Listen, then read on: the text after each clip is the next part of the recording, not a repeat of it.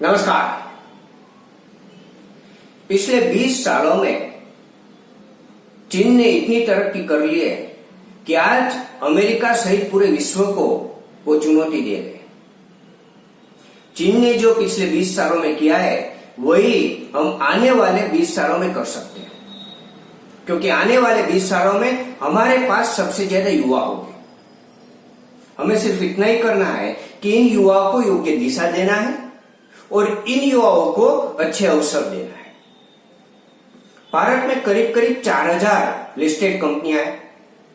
उन 4000 कंपनियों की कुल मार्केट कैप 150 लाख करोड़ है। अमेरिका की एप्पल अकेली का मार्केट कैप 150 लाख करोड़ की है। मतलब हम 138 करोड़ लोग मिलकर जो संपत्ति पैदा करते हैं, अमेरिका की एक ही कंपनी उसके देश के लिए इतनी संपत्ति पैदा कर रहा है। और अमेरिका में ये एक ही कंपनी नहीं है, और भी कई बड़ी बड़ी कंपनियां हैं। फेसबुक है, गूगल है, टेस्ला है, अमेजोन है, बहुत सारी कंपनियां हैं। तो भारत में हम क्यों बड़े बड़े उद्योगपति पैदा नहीं कर पाए, इसके बारे में हमें चिंतन करना चाहिए। तो भारत जब आजाद हुआ तब हमारे सामने दो अर्थव्यवस्था थी, एक रशिया की समाजवादी अर्थव्यवस्था और दूसरी अमेरिका की पूंजीवादी अर्थव्यवस्था। हमने रशिया की समाजवादी अर्थव्यवस्था को ज्यादा पसंद किया और हम ज्यादा उसके तरफ रहे। आज भी हमारी सोच समाजवादी अर्थव्यवस्था की तरफ ज्यादा है, और इसीलिए जब भी सरकार किसी चीज का निजीकरण करने की बात करती है तो हम प्रचंड विरोध करते हैं। लेकिन हमें सोचना चाहिए कि इस 70 सालों में आजादी के बाद ऐसा क्या बदला। रशिया की जो समाजवादी अर्थव्यवस्था थी उसकी वजह से वो टुकड़ों में बट गया। एक जमाना था जब रशिया और अमेरिका के बीच स्पर्धा हो रही थी कि पहले नंबर पे कौन आएगा। आज रशिया काफी पीछे छूट गया है, और उसकी वजह मैं समझता हूं कि उसकी समाजवादी अर्थव्यवस्था है। समाजवादी अर्थव्यवस्था में क्या होता है कि बड़ी बड़ी कंपनियां खोलना और चलाना सरकार अपने हाथ में रखती है।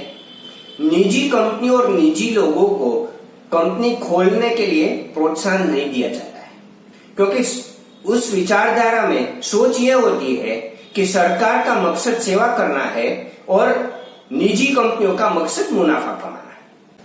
समाजवादी अर्थव्यवस्था में मुनाफे कमाने को ईर्ष्या के भाव से देखा जाता है, इसलिए ऐसे कानून और व्यवस्था बनाई जाती है कि मुनाफा कम से कम रहे। इस विचारधारा में कारोबारियों को चोर, बेईमान और शोषण करने वाला माना जाता है।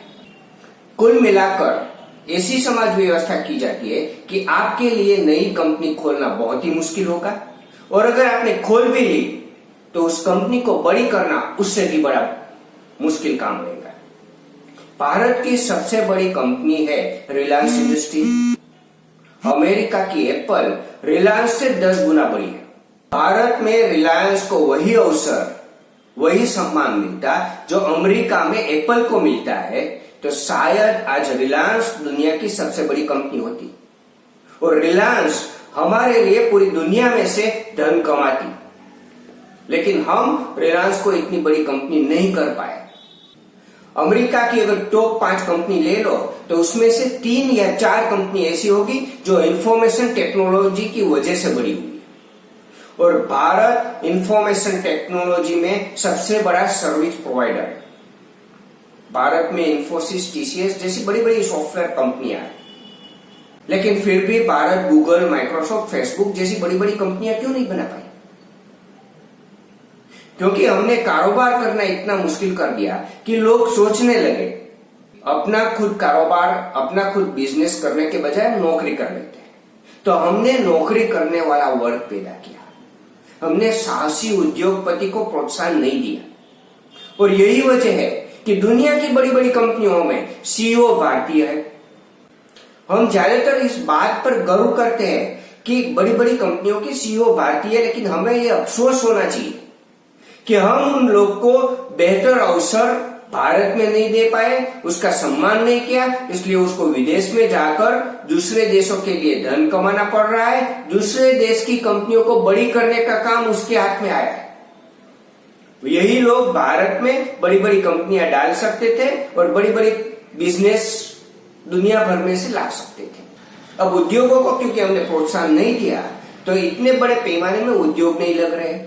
138 करोड़ के देश में सिर्फ 4000 लिस्टेड कंपनियां, मतलब कम उद्योग डाले जा रहे हैं।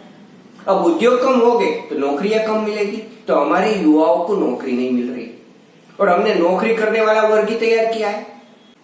तो ये भारत की सबसे बड़ी फेलियर है पिछले 70 साल में और उसकी वजह है हमारी समाजवादी अर्थव्यवस्था। हमें उद्योगपतियों को सम्मान देना पड़ेगा, हमें ऐसा माहौल बनाना पड़ेगा कि उद्योगपति फैल सके, बड़े हो सके। तो मेरा मानना है कि इसके पीछे ये समाजवादी अर्थव्यवस्था की जो सोच है वही जिम्मेदार, और आज धीरे धीरे हमें ये बात समझ में आ रही है। और यही वजह है कि ईज ऑफ डूइंग का रैंकिंग हम बेहतर करने की कोशिश कर रहे हैं, मतलब व्यापार आसानी से कर सके ऐसी व्यवस्था बनाने की कोशिश कर रहे हैं। लेकिन अब भी हम निजीकरण के खिलाफ हैं, ये सोच हमें बदलनी पड़ेगी। जब तक हम उद्योगपतियों को प्रोत्साहन नहीं देंगे, बड़े बड़े उद्योग लगाने के लिए हमारी नीतियां ठीक नहीं करेंगे, तब तक भारत में बड़े बड़े उद्योग नहीं लगेंगे। उद्योग नहीं लगेंगे तो नौकरी पैदा नहीं होगी और हमारे पास जो सबसे ज्यादा युवा है आने वाले 20 साल में, हम उसका उपयोग ठीक ठीक नहीं कर पाएंगे, हम उसको ठीक ठीक अवसर नहीं दे पाएंगे। तो इस समाजवादी अर्थव्यवस्था ने हमारा बहुत कुछ नुकसान किया है, उसमें से हमें सीखना पड़ेगा और हमारी सोच बदलनी पड़ेगी। आने वाले वीडियो में भारत को सुपर इकोनॉमिक पावर बनाने के लिए और भी क्या बदलाव करना है उसके बारे में सोचेंगे। धन्यवाद।